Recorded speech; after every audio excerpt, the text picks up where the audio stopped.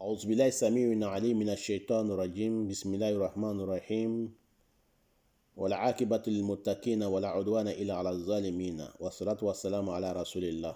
Assalamu alaikum wa rahmatullahi wa barakatuh. Chers frères et sœurs en islam, nous vous saluons avec meilleure des salutations. Celui qui a créé, celui qui doit être adoré, Allah. Celui qui doit faire la loi, c'est Allah. C'est vers lui que nous allons nous retourner, c'est Allah. Chers frères et sœurs en islam, nous demandons à Allah subhanahu wa ta'ala sa protection, salut, paix sur le prophète Mohammed, ainsi que sa famille et ses nobles disciples et tous ceux qui vont le suivre jusqu'au jour de la résurrection. Nous allons vous parler aujourd'hui de notre leçon numéro 20. Nous allons vous parler des serpents, des pythons, numéro 3. Qu'Allah fasse que ce soit bonheur pour moi et pour vous. Amin. Celui qui voit un serpent ou bien un python,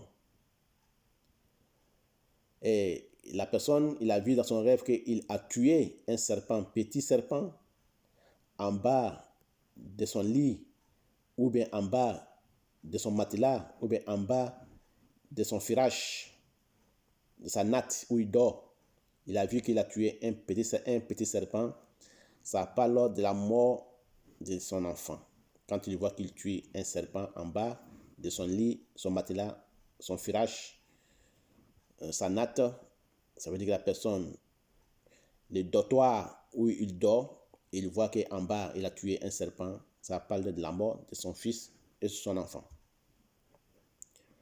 Et celui qui voit que, comme il est en train de manger la chair du serpent, ça parle de son gagne-pain.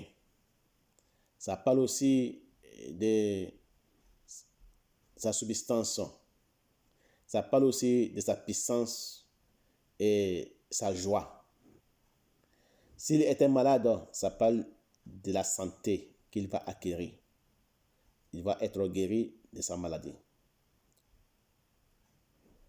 Et s'il a une maladie qu'il ne pense pas que la maladie sera guérie, une maladie de sorcellerie ou bien une maladie d'envoûtement, il n'espère pas à guérir, il n'espère pas la guérison de cette maladie, il n'espère pas la guérison de cette maladie, ça veut dire que la personne, Inch'Allah Ta'ala, il sera guéri de cette maladie.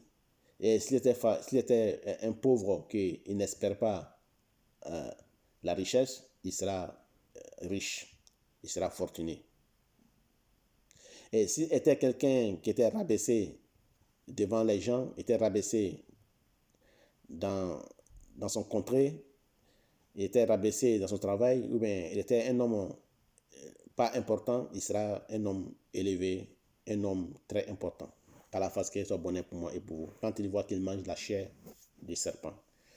Voilà, chers frères et sœurs en islam, c'était l'interprétation du rêve selon l'islam, les rêves divergés, leçon numéro 20, le serpent numéro 3. Qu'Allah fasse qu'il soit bonheur pour moi et pour vous. C'est Allah qui sait. On se retrouve sur notre leçon numéro 21, serpent numéro 4. Wallahu a'lam, c'est Allah qui sait. Assalamu alaikum wa rahmatullahi wa barakatuh.